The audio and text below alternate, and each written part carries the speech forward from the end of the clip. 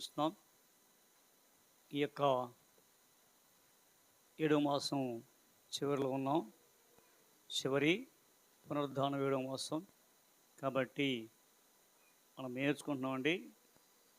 ప్రయాణ గ్రంథాన్ని నేర్చుకుంటున్నాం. ప్రయాణంలో ఎన్ని సంఘాలు ఉన్నాయి? ప్రయాణ గ్రంథంలో 1, 2, 3 అధ్యాయుల్లో 7 సంఘాలు ఉన్నాయి. ఆ 7 సంఘాల్లో ఎన్ని నేర్చుకున్నాం?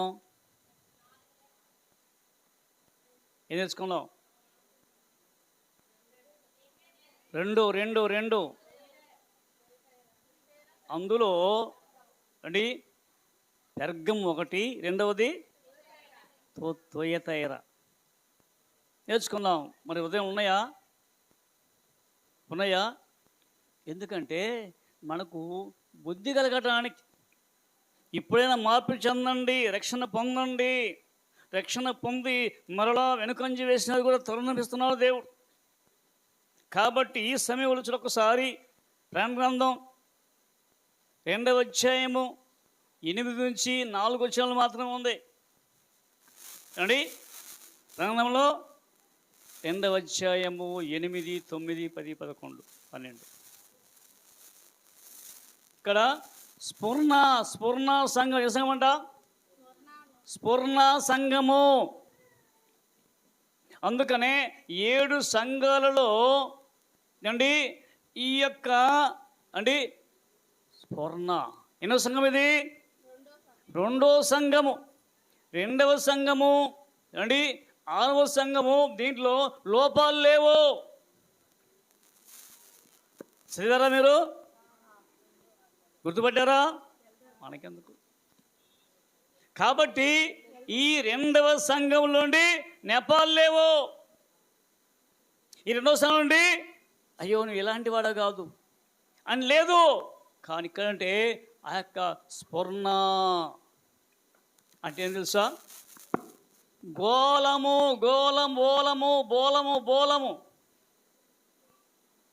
ఈ బోలాన్ని అండి ఆ తూర్పు జ్ఞానులు తీసుకొచ్చారు. ఎవరికి? చిన్నప్పటి నుంచి, అనగా యేసు జన్మించిన తర్వాత. ఎప్పుడైతే ఆ యొక్క పశువుల పాకలో పెట్టి ఉన్న సమయంలో అండి తీసుకొచ్చారా జ్ఞానులు? తీసుకొచ్చారా? చెప్పండి. చూచారా?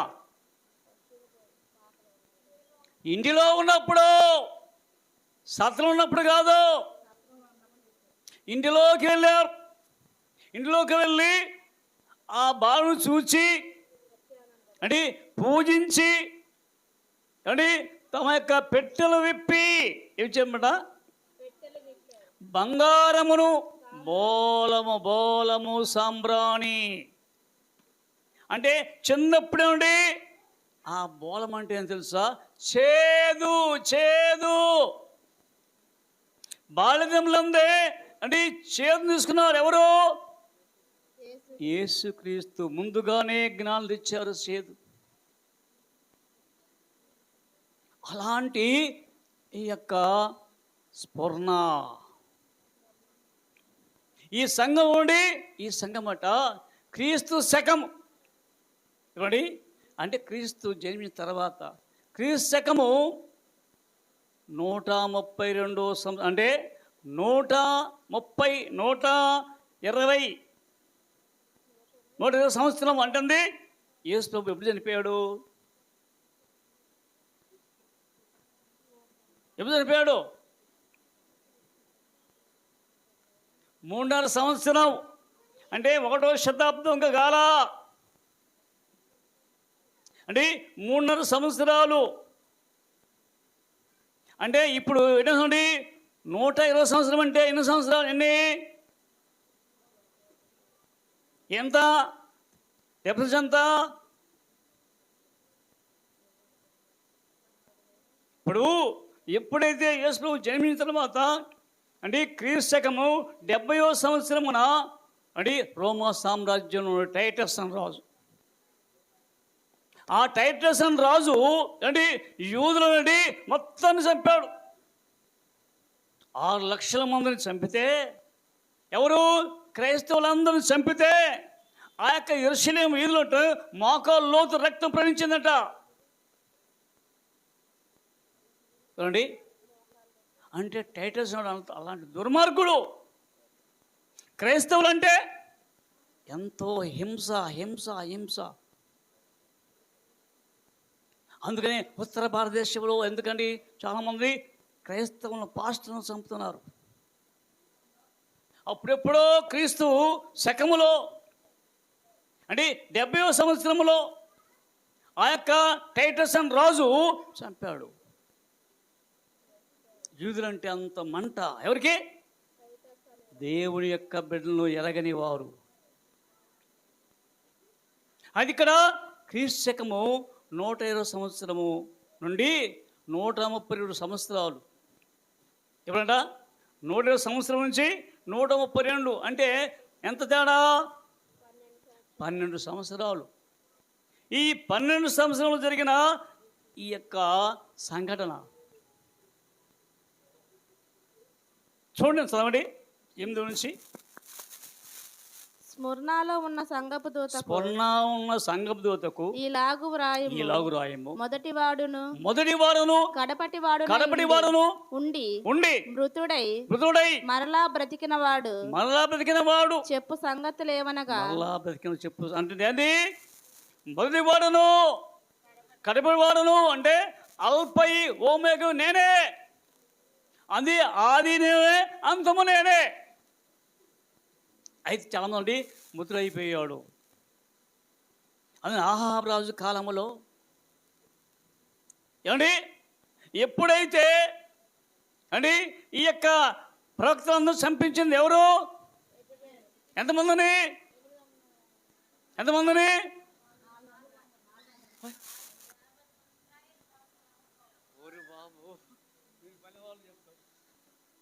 ఏది చెప్పింది? 850 మందిని.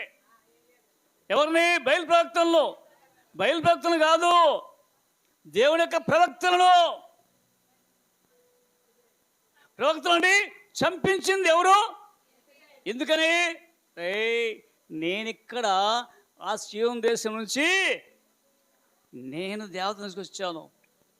ఈ యొక్క ఇజ్రాయెల్ దేశం అంతటా ఏం కావాలండి? వాళ్ళందరూ పూజ చేయాల్సిందే. ఏ పూజ?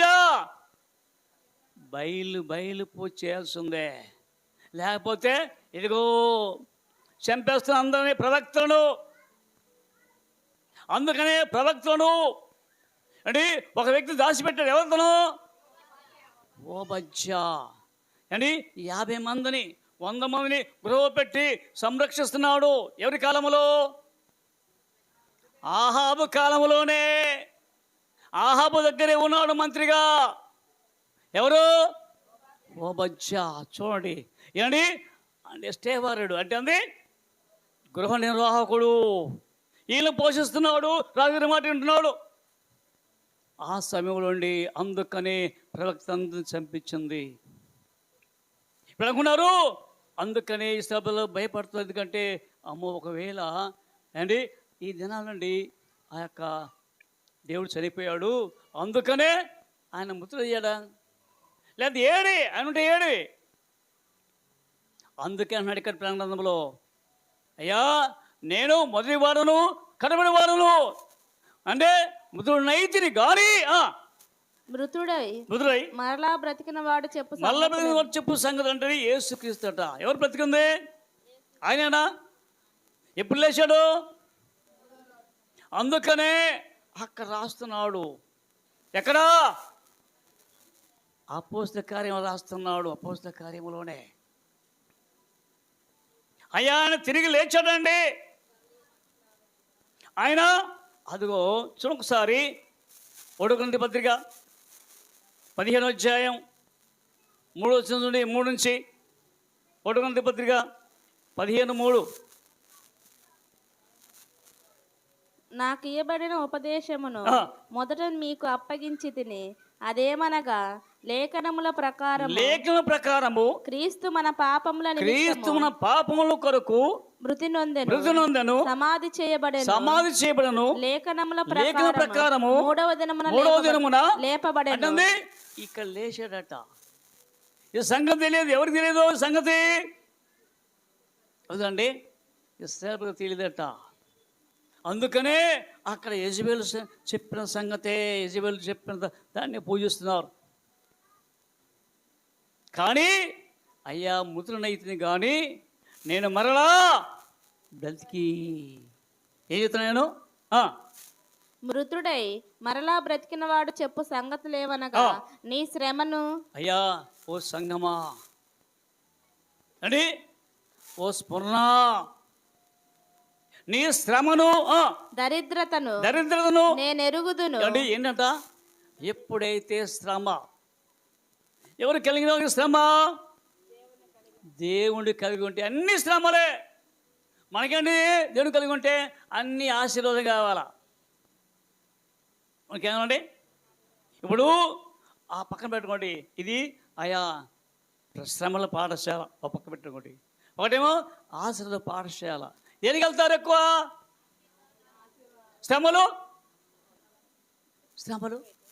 అమ్మో ఆడికొద్దు బాబు, ఆశీర్వాదం కావాలంటే పరిగెత్తాం. మరి శ్రమలు అంటే అందుకే శ్రమ పొందితేనేంట నీకు తెలిసేదేంటో. అందుకనే యేసుక్రీస్తు నుండి నీ కొరకు నుండి శ్రమ పడుతున్నాడు. ఎక్కడ చూడండి, యోహాను సువార్త 19వ అధ్యాయము మనం చూడండి. యోహాను సువార్త. అప్పుడు పిలాతు యేసుని పట్టుకొని ఆయనను కొరడాలతో కొట్టించాడు. ఎందుకని కొరడాలు? ఎవరి కోసం? నీకు అనే ప్రపంచులందరి కొరకు. ఇక్కడ పిలాతు రోమా సామ్రాజ్య గవర్నర్. ఎవరు? పిలాత్. అలాంటి పిలాతుట వచ్చి అంటే ఈ పిలాతు ఎలాంటి తెలుసా, ఎక్కడైతే అల్లరి ఎక్కువ జరుగుతుందో ఆడికి పంపించేవాళ్ళట. ఎవరిని? ఎందుకని?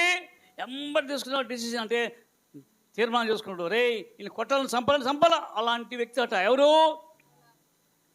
ఆ యొక్క పిలాతు వచ్చి ఒకవేళ యేసు ప్రభును అంటే ఇట్లా కొట్టిస్తే వాళ్ళు జాలిపడి కనికరపడి ఒకవేళ ఈ నుండి వదిలిపెట్టాలనుకున్నాడు పాపం. కానీ ఎవరు చూస్తుండగా? యూదులందరూ చూస్తూ ఉండగా ఏంటి, కొళ్ళతో కొట్టించి సైనికులు ముళ్ళతో కిరీటం అల్లరి ఆయన తల మీద పెట్టి ఊదారంగు వస్త్రం తొడిగించి ఆయన ఎద్దకు వచ్చి యూదుల రాజా శుభమని చెప్పి ఆయనను అరచేతులతో కొట్టించారట. కానీ జాలి ఉంది వాళ్ళకు, రక్తం కారుతుంది అండి. ఇక్కడ ఏంది? ఇది శ్రమ. ఎవరికి? స్ఫురణను చూపిస్తున్నాడు. అయ్యో స్ఫురణ, మీరు కూడా నా శ్రమలు అనుభవించారయ్యా. శ్రమలు అండి అనుభవించి ఏమైనా కానీ నిన్ను ఒప్పుకుంటున్నాడు వాళ్ళు. మనమైతే శ్రమ వస్తే వస్తామా అండి? ఒక వ్యక్తి వచ్చి, అయ్యా రేపు వచ్చే ఆదివారం ఇక్కడ ఉండడానికి వీల్లేదు, వచ్చారు మీ అందరిని అండి చంపేస్తారు, వస్తారు ఒకళ్ళు అండి, ఆలోచిస్తారు అండి. అంటే ఇక్కడ ఆదివారం కదా, మళ్ళీ వచ్చే ఆదివారం ఆలోచిస్తారు, వెళ్దామా వద్దా ఏంటి అంటే ఏంటి అర్థం? వెళ్దాం వద్దు అంటే చివరికి శనివారం అవుతుందండి, అయ్యా వచ్చారయ్యా వాకి దగ్గర గేట్ దగ్గర ఉన్నారు అందరూ. ఎవరు? చంపలు వచ్చారు, గేట్ దగ్గర ఉన్నారు. ఏం చెప్తాను? వస్తారండి? వస్తారా? చెప్పండి బాబో, ఇంట్లో ఉండి చదువుకోవచ్చు, బైబిల్ ఇల్లు ప్లాన్ చేసుకోవచ్చు అంటే అది భక్తా అండి. దేవుకోండి శ్రమ పడాలా, బాధపడవాలా? దేవుడి ఎన్నో శ్రమలు. అందుకని పౌలండి అదిగో అక్కడ ఆ యొక్క వీధుల్లో రాళ్ళు రువిస్ చంపడానికి ఇచ్చారట అండి. బజార్లోనే కొట్టారు. ఎవరిని? పౌలుకి ఏం తక్కువ అండి? పౌలు ధనవంతుడు, పౌలు ఉన్నతమైన వాడు. కానీ యేసు ప్రభు రుచి తెలుసుకొని తన ఆస్తిని కోల్పోయాడు. కాబట్టి ఈ శ్రమ అందుకనే శ్రమలో నీకేముందా? ఆనందం ఉందా? ఉందండి. అందుకని చూడ ఒకసారి యాకోబు పత్రిక 1వ అధ్యాయము 2 చూడండి, 1-2 వచనం. నా సహోదరులారా, మీ విశ్వాసమునకు కలుగు పరీక్ష మీ విశ్వాసం కలుగు పరీక్ష ఓర్పును పుట్టించిన ఓర్పును పుట్టించని ఎరిగి మీరు నానా విధములైన శోధనలలో పడినప్పుడు అది మహానందమని ఎంచుకుంటారా అండి? ఇప్పుడు అక్కడ రాస్తున్నాడు యాకోబు, శ్రమ గురించి రాస్తున్నాడు. ఎప్పుడైతే మీకు శ్రమ వచ్చిందో ఏం చేయాలంట? ప్లాన్ చేయాలా? అయ్యా, నానా విధమైన శ్రమ వస్తే ఏం చేస్తానండి? మహా రోదన, బాధ కలిగినప్పుడు ఇది మహా ఆనందం అనుకుంటావా? అనుకుంటారండి అన్న. పౌలు శీలలు ఏమన్నారు? జైల్లో ఉండి వాళ్ళు బాగా కొట్టి కొట్టి కొట్టి రక్తస్తం అయితే నిద్ర వస్తుందా? శరసాలు ఉంటే ఏంటి? పాటలు పాడుతున్నట్ట. అంటే అది ఏంటది? అది మహా ఆనందం అంట. ఏంటది? అయ్యా, నువ్వు తింటే దెబ్బలు, మేము మాత్రం ఆనందపడమయ్యా. అంటే మేము మాత్రం అలాంటి శ్రమ మాకొద్దు. మాకేం కావాలా? రావటం, కూర్చోవటం, మంచి పదార్థాలు తినటం, వెళ్ళిపోవడమే. కానీ అమ్మో, శ్రమ అంటే మేము రామయ్యా. ఎందుకండి అందుకనే యోసేపు శ్రమ పొందాడా? ఏమండి, అన్నలు ద్వేషించారు. రే, ఈ కళ్ళగల పడుతున్నారా ఏమండి, ఏం చేయాలంట? తీసుకొచ్చి గోయిలో పడేస్తున్నారు. ఎంత ఏడ్చాడో, ప్రలాపించాడో. అన్నాలంటే అన్నలు లేదు, ఏం లేదు. అంటే వస్త్రాలు తీసేశారు. అంటే విచిత్రమైన అంగి కుట్టించాడు. ఎవరు? యాకోబు కుట్టించాడు. మరి వేశారు, అన్ని తీసేసి నెట్టేశారు. ఎక్కడ? గొయ్యిలో పడేశారు. నీళ్ళనే లేవా? నీళ్ళు లేవు, చాలా లోతైంది. కాబట్టి అక్కడ లోతైన గుండెలో ఉండి కానీ కళ్ళెంగన్నాడు, అయ్యా, నువ్వు రాజు అవుతావా, మమ్మల్ని ఏలుతావా? అంటే రాజు కావాలంటే ఏమండి? సంతోషమా, ఆనందమా? ఇక్కడ శ్రమ పడాల్సి ఉంది. నువ్వు ఎప్పుడైతే దేవునికి రాజ్యం పోలేనండి, శ్రమలు శోధనలు, ఇబ్బందులు అన్నీ వస్తాయి. ఏమి లేదనుకోండి, ఏంటి అప్పుడేమంటే సంతోషమే కాదు. కానీ ఇక్కడైతే ఎప్పుడైతే ఆ యొక్క శ్రమ అదే ఎప్పుడైతే ఆ యొక్క అన్నలు విద్యలకు అమ్మేశారు, తీసుకెళ్ళి పోతిఫరు గృహంలోకి వెళ్ళారు. ఆ పోతిఫరు గృహంలో అంటే యోసేపు దేవుడు తోడై ఉన్నాడు కాబట్టి ప్రతి సత్కార్యం బాగా చేసుకున్నట్ట. బయట కలిసి వచ్చింది ఎవరికి? పోతిఫరుకు కలిసి వచ్చిందంట. కాబట్టి సమస్తం అప్పగించాడు. ఎవరికి? చూడొకసారి ఆదికాండం 39:3 త్వరగా. యెహోవా అతనికి తోడై ఉండెనని. ఎవరండి? అమ్మ తెలుసుకుంటా, ఏంట్రా ఈయన దేవుడు తోడై ఉన్నాడా అని తెలుసుకున్నాడు. ఎవరు? పోతిఫర్. యెహోవా అతనికి తోడై ఉండెననియు అతడు చేసినదంతయు అతని చేతిలో యెహోవా సఫలం చేసిననియు అతని యజమానుడు చూచినప్పుడు యోసేపు మీద అతని కటాక్షం కలిగెను. కటాక్షం అంటే జాలి. ఎక్కడండి? ఆ పోతిఫరు గృహములో పని మనిషిగా చేరాడు. పని మనిషిగా చేరాడు. ఇప్పుడు ఆ పనిలో నైపుణ్యం సంపాదించాడు. నమ్మకం ఉంది. ఎవరికి? పోతిఫరుకు నమ్మకం వచ్చిందంట. ఒరే, ఇట్లా కాదు, దయచేసి అదిగో తన ఇంటి మీద మొత్తం అధికారం ఇచ్చాడట. దేని మీద? ఇంటి మొత్తం అధికారం ఇచ్చాడట. ఎవరు? అయితే అపాది ఊరుకుండదా? అపాది ఊరుకోదు. అయితే యోసేపు చూసి నమ్మటే ఆమెకంట అదో ప్రేరేపణ, పాప అంటే ఆమెలో దూరింది సైతాను. ఓహో, యోసేపు వదులుతున్నాడా, శుద్ధమైన సంగతి అని ఆ యొక్క అపవాదట పక్కనే ఉండిపోయింది. ఎవరి పక్కన? పోతిఫరు భార్యలోకి వచ్చేసింది. ఏంటది? పీడ శక్తి అంశం. పీడ శక్తి. శక్తి ఈమెలకు వచ్చింది. ఏ శక్తి? సైతాన్ శక్తి వచ్చింది. సరే, కాబట్టి రోజు దినదినండి యేసేపును కానీ ఒప్పుకోలేదట. కానీ ఎప్పుడైతే అతన్ని పట్టుకొని వస్త్రం పట్టుకుందో అడిగిపోతాడో. కానీ వస్త్రం మాత్రం మనకైతే మంచి వస్త్రం ఉంటే ఏం చేస్తాం? వదిలిపెడతామా? తీసుకెళ్తామా? ఏమండి, నా వస్త్రం పట్టుకుంటావా అని వస్త్రం తీసుకెళ్తావా? వదిలేస్తావా? అది చాలా కాస్ట్లీ. వదిలేస్తావా? ఉదయమో అంటే వస్త్రం తీసి నాకు వద్దా పో, పారిపోయాడు. ఏం చేయడం? మళ్ళీ జైలు పెట్టాడు పాపం. జైలు పెట్టాడు. ఎవరు అంటే పోతే తెలుసు సంగతి. కానీ ఏం భార్య మాట వినాలిగా? వినలేదా? వినాలా. కాబట్టి జైలు పెట్టా.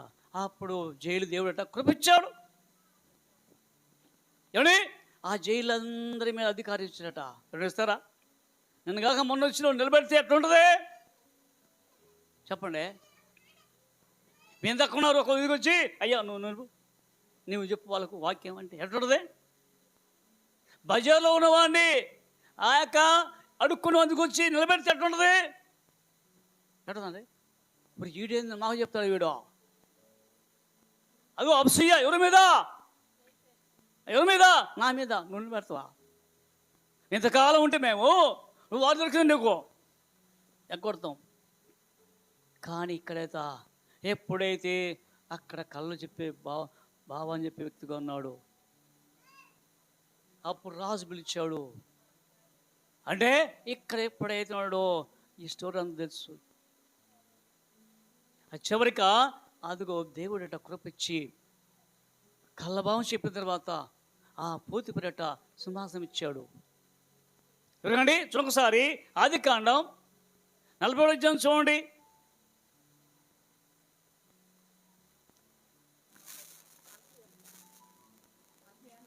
17 వచనం త్వరగా 40.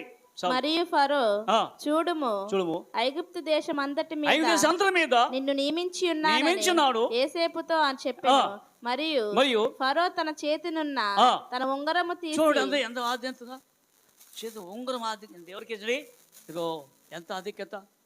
ఎక్కడో గోధులు పడిన వాడిని, ఎక్కడో శిరసలు ఉన్నవాడిని చూడండి అదిగో ఉంగరం పెట్టాడే. పెడతారా ఉంగరం? నువ్వు బాగా తయారు చేసుకున్న ఉంగరం పెడతావా? కాదు, ఇంకో ఉంగరం కూడా ఇస్తావు.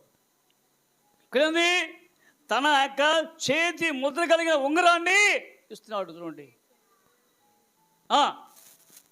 తొలగించి తన చేతినున్న తన ఉంగరము తీసి యోసేపు చేతిని పెట్టి సన్నపు నార బట్టలు అతనికి తొడిగించి అతని మెడకు బంగారు గొలుసు వేసి తన రెండవ రథం మీద అతన్ని ఎక్కించాడు. ఎక్కడ?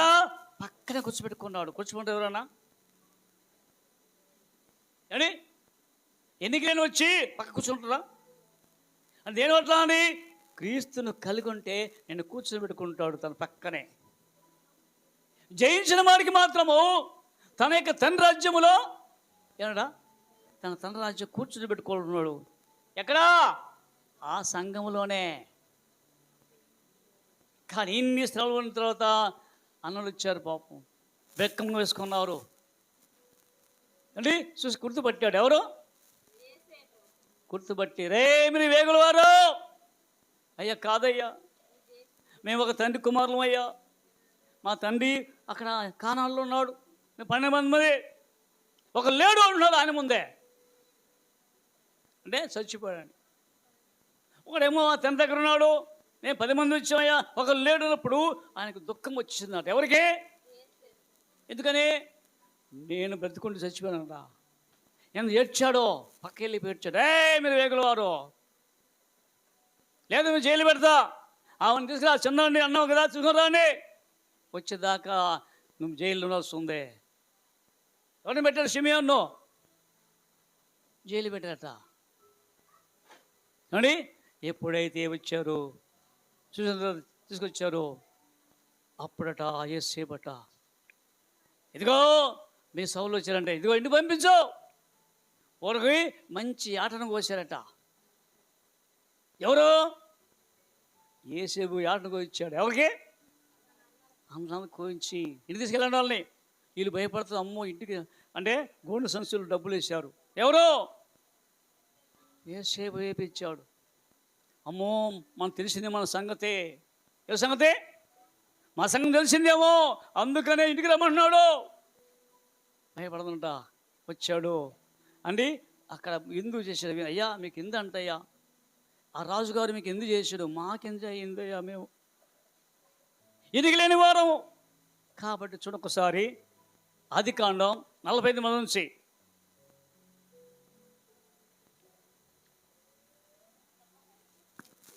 45 మంది నుంచి ఎంతసేపా? ఆదికాండం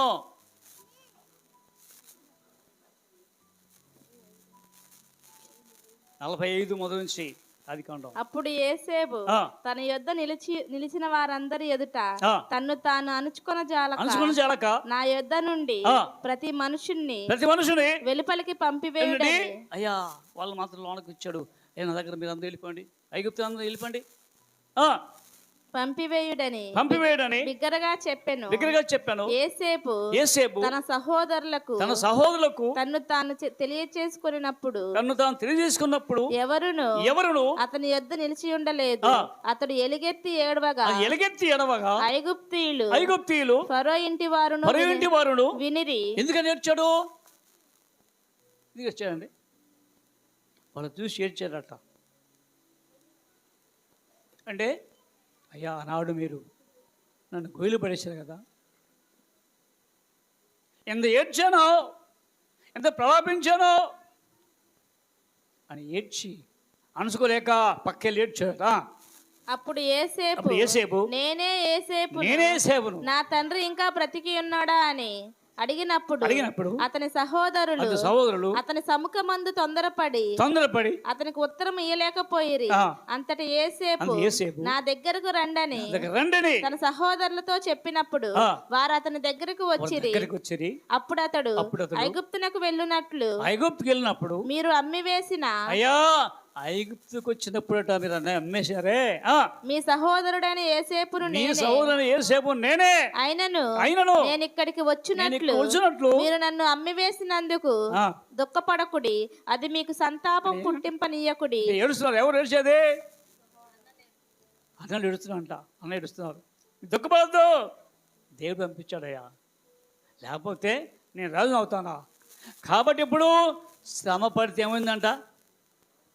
ఏదండి ఇంతకు చెప్పింది ఏంటి? శ్రమ పడితే శ్రమలో ఆనందం. కాబట్టి ఒకసారి యోచించండి. అందుకనే ఓ సంఘమా, ఓ స్ఫురణ, అదిగో శ్రమ. రెండవది శ్రమ. నీ శ్రమను దరిద్రతను. ఏం దరిద్రత? పూరైపోయి అంటే ఇక్కడ యొక్క సంఘం అంట అందమైన అండి సంఘము, సుందరమైన పట్టణము. ఏంటది? స్ఫురణ, సుందరమైనదే. కానీ ఎందుకు పేదవాళ్ళయ్యారు వాళ్ళట? అండి చాలామంది అండి ధనవంతులట. ఈ ధనవంతులు అంటే మాకు ధనమొద్దు, మాకు ప్రభు కావాలా, విశ్వాసం ఉంచారు ప్రభుతో. ఈ ధనము అశాశ్వతం అండి. ఈ యొక్క ధనం అంటే ఈ లోకంలో ధనము, పరలోకంలో ధనములు కాదు. అందుకని ఆ ధనమే అక్షయమైన ధనము, అక్షయమైనది. ఏంటది? అందుకని ఒకసారి మత్తయి సువార్త 5వ అధ్యాయం 19-20. భూమి మీద మీ కొరకు ధనము కూర్చుకొనకుడి, ఇక్కడ చెమ్మటయు తుప్పును తినివేయును, దొంగలు కన్నము వేసి దొంగిలెదరు. పరలోకమందు మీ కొరకు ధనమును కూర్చుకొనుడి. ధనము ఏంటన్నా? అదే వాక్యం. అందుకే మీకు చెప్పేది, అమ్మా చదవండమ్మా 110 కీర్తన మీరు ఉదయం ఉంచండి. అది ధనము. వాక్యం అనేది ధనమా? పరలోకమందు మీ కొరకు ధనమును కూర్చుకొనుడి. ఇక్కడ పరలోక ధనం కావాలి. ఏ ధనం అండి? ఈ ధనం అండి చెమట కొడుతుంది. అచ్చట చెమ్మటైనను తుప్పైనను దాన్ని తినివేయదు. దొంగలు కన్నం వేసి దొంగిలరు. నీ ధనం ఎక్కడుండో అక్కడనే నీ హృదయం ఉండును. కాబట్టి స్ఫురణ సంఘం అంట ఈ ధనం మీద ఆశపల్లా పర్లే, మాకు విశ్వాసం ఉంది కాబట్టి అందుకని వాళ్ళ ధనాన్ని కోల్పోయారట. అంటే వాక్యం అనే ధనం మాకు కావాలి, ఆ ధనం కావాలి మాకు. అందుకనే పేదవాళ్ళట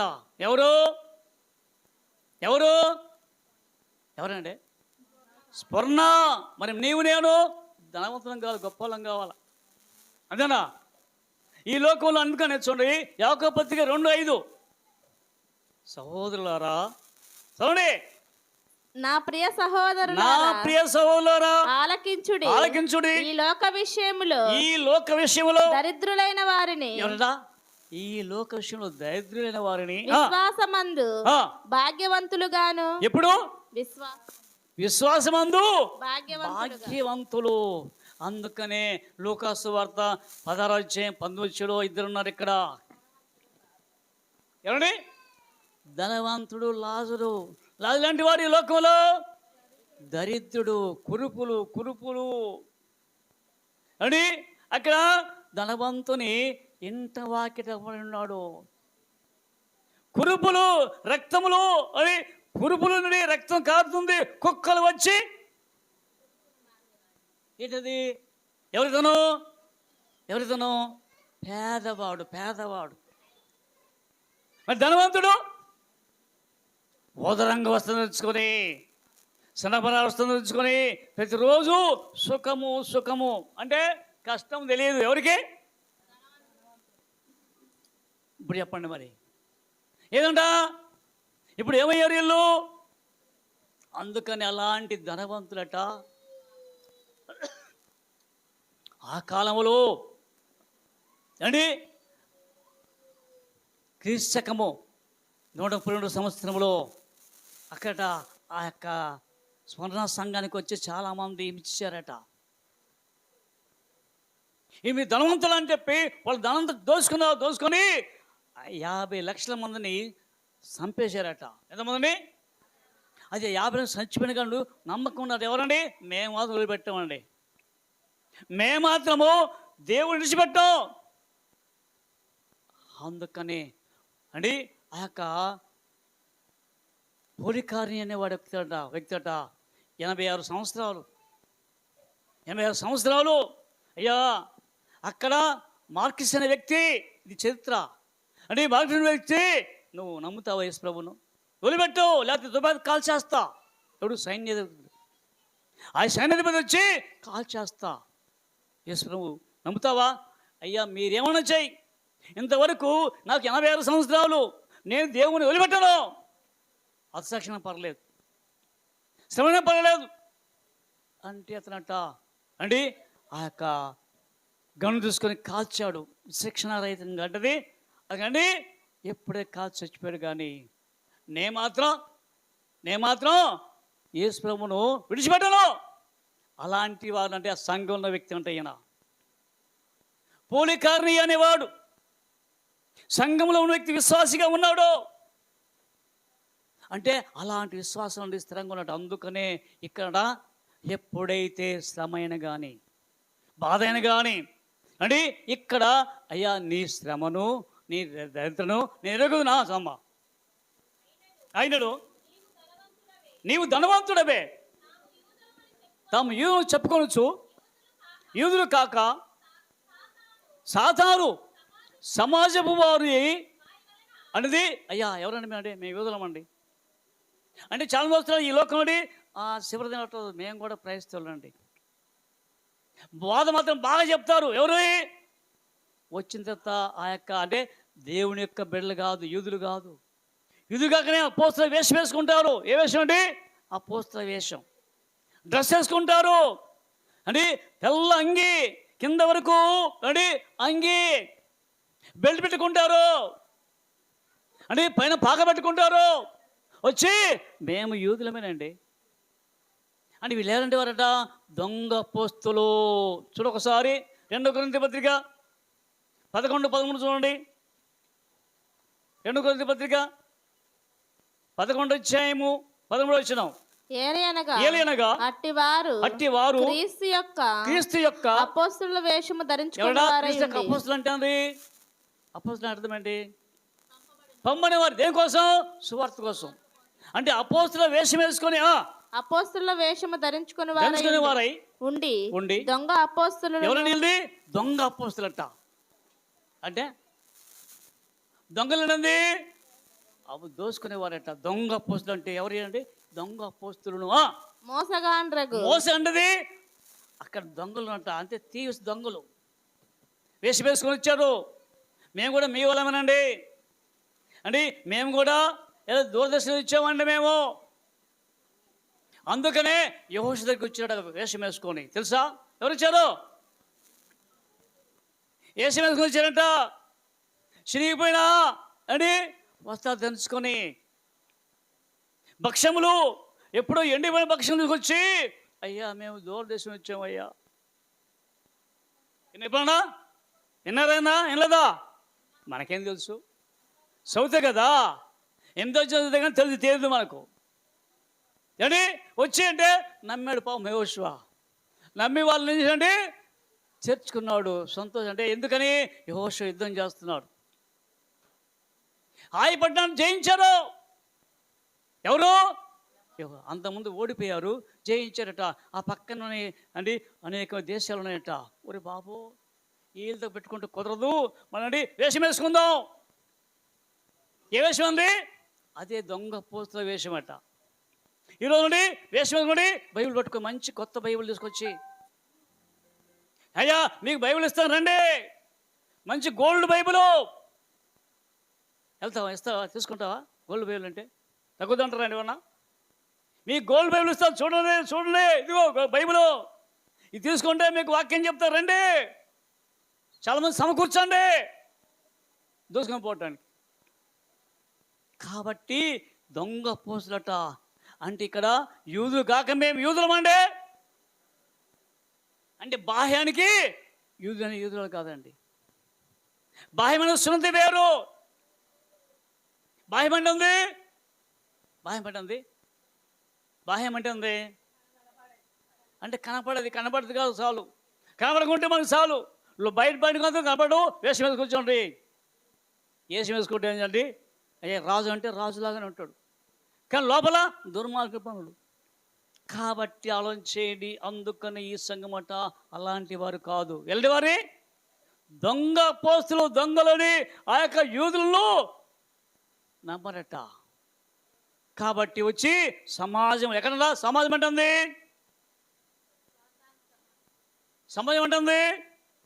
మందిరము. ఆ రోజు సమాజ మందిరాలు అంటారు, సమాజ మందిరాలు. ఇప్పుడు చర్చి.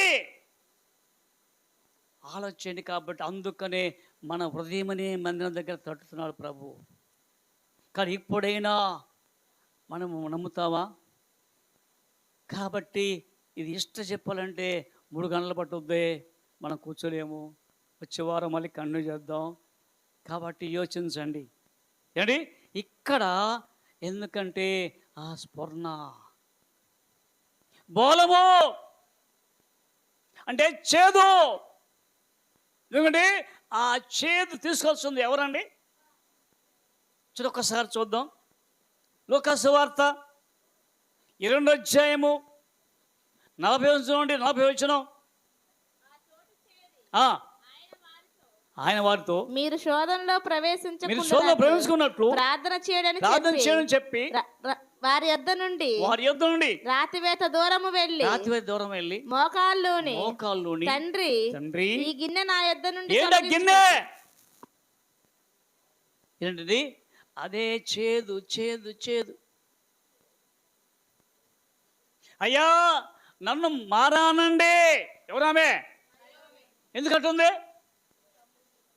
మారంటే ఉంది చేదేనా? నిజంగా ఆమె చేదేనా? ఇప్పుడు ఇశ్రాయేలు ప్రజలు ఏమండి ఎర్ర సముద్రం దాటి ఎక్కడికి వచ్చారు? సూర్యరానికి వచ్చారు. ఎవరన్నమాట? నీళ్ళున్నాయి వాళ్ళకు. ఏంటండి? నీళ్ళు తాగుతుందండి చేదు. మోషే తిరగబడి ఏంటయ్యా? ఇదిగో చెప్పాడు మోషేకి, ఓ మోషే ఇదిగో చెట్టు ఉంది, ఈ చెట్టు నరుకో అండి.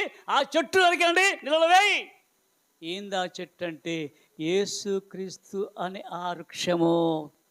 అనగా యేసుక్రీస్తు ఆ శిలువలో ఉన్న రక్తం రక్తం రక్తం అంటే ఇక్కడ ఏముంది? శుద్ధి అవుతుంది. ఏంటది? ఆ రక్తము. ఆ యొక్క చేదు అంటే ఆయన స్వేదు తీసుకొని, ఎవరు? యేసుక్రీస్తు. అందుకనే అయ్యా అని దప్పికొంచుకుంటే ఏం చేశారు? ఒక తెచ్చి స్పంజి తీసుకొచ్చి చేదు సిరకాను ఎక్కడించింది. ఎందుకని? ఆ చేదంటే ఇదిగో అండి, నువ్వు జ్వరం వస్తే ఎలాంటి ట్యాబ్లెట్? తీయని ట్యాబ్లెట్ ఇస్తారా? ఎందుకని? అయ్యో కళ్ళు మూసుకొని మింగు. ఎందుకని? చేదు లోనకపోతే జ్వరం బాగోద్దు. కాబట్టి యేసు ప్రభు వాక్యం అనే విత్తనము నీ లోనకి వెళ్ళిపోతే నీలో ఉన్న భ్రష్టత్వము, వేషధారణ, అసూయ, కక్షలు ఏమవుతాయి? అన్నీ పోతాయి. కాబట్టి అందుకనే బోలము అనగా చేదు. ఆ నికోదేము తెచ్చాడు చేదును. చనిపోయినప్పుడు దిగుద్దిమా దేవునిగాక. వచ్చేవాళ్ళని చెప్పుకుందాం. విపులంగా చదువుకొని రండి, ప్రార్థన చేసుకుందాం. కృప మహిమ పరలోక తండ్రి, కొన్నా నీ కృప చేత ప్రేమ చేత ప్రభా ఇదిగో తండ్రి మమ్మల్ని కాచి దాచి, ఇదిగో ప్రభా స్ఫురణ, ఇదిగో ఈ లోకంలో తండ్రి మేము కూడా అలాగ ఉన్నామేమో మాకు హెచ్చరిస్తున్నావు ప్రభా. సంఘమా ఎలా ఉన్నావు? శ్రమలు వస్తే ఎన్నికం చేస్తున్నావా? బాధలు వస్తే ఒకవేళ నువ్వు పేదవాడై ఉన్నావా? అయితే పేదవాడైతే విశ్వాసములు పేదవాడు కావద్దు. ఈ లోకంలో ధన విషయంలో ఒకవేళ పేదవాడు కానీ అయితే ఆత్మ విషయంలో, విశ్వాస విషయంలో నువ్వు ధనవంతుడవే. ఎందుకంటే ప్రభువును కలిగిన ప్రతి వారు నుండి, విశ్వాసం నుండి ధనం కలిగిన వారము. ప్రభా మా కొరకు అదిగో ధనవంతుడై ఉండి మా కొరకు ప్రభా దరిద్రుడై ఇచ్చావు ప్రభా. ఎందుకంటే మమ్మల్ని అందరినీ యొక్క రాజ్యం చేర్చాలని ఆశ కలిగి అదిగో స్ఫురణాసంగతి మాట్లాడిన దేవా, మాతో మాట్లాడావయ్యా. ఇంకా మేము తండ్రి ఎద్దుకు రాలేక మా యొక్క ఇరుకుల్లో, ఇబ్బందుల్లో, శోధనలో ఉన్నామయ్యా. ఇవన్నీ అనుభవించవలసిందే. యేసేపును మా ముందుంచినావు ప్రభా. యేసేపు ఒక్కసారే ఆ యొక్క ఆధిపత్యం వహించలేదు ప్రభా. ఎన్నో శ్రమలో ఆ యొక్క గొయ్యలు వేయబడ్డాడు, ఎంత ఏడ్చాడో. ఆ యొక్క పోతిఫర గృహంలో ఎంత నరక అనుభవించాడో. కానీ అక్కడ పారిపోయాడో, జైల్లో పెట్టారు. జైలు కూడా ఎంత నరకమో ప్రభా. అయితే మేము అట్లా ఉన్నామేమో ఒక్కసారి యోచించి, అయితే మా కొరకు ప్రభా కలవరిలో రక్తం కాచావు. ఆ రక్తము ద్వారా నిన్ను నన్ను ప్రభా పవిత్ర చేసే కాబట్టి ఆ రక్తములో తండ్రి మేమైతే కడుక్కోవటానికి కృపించిందేవా. కృపాకాలం ప్రభా అట్లా మాకు నీకు దయచేయం తండ్రి. కుడి వచ్చిన కుటుంబాలను దీవించండి, రాగండి కుటుంబాలను తెచ్చిన తండ్రి. బలహీనలను బలపరచండి ప్రభా. ప్రతి కుటుంబంలో క్షేమం తెచ్చేయం తండ్రి. ముందున నడిపించి సాయం తెచ్చేయమని యేసుక్రీస్తు నామమున ప్రార్థిస్తున్నాం తండ్రి. ఆమేన్.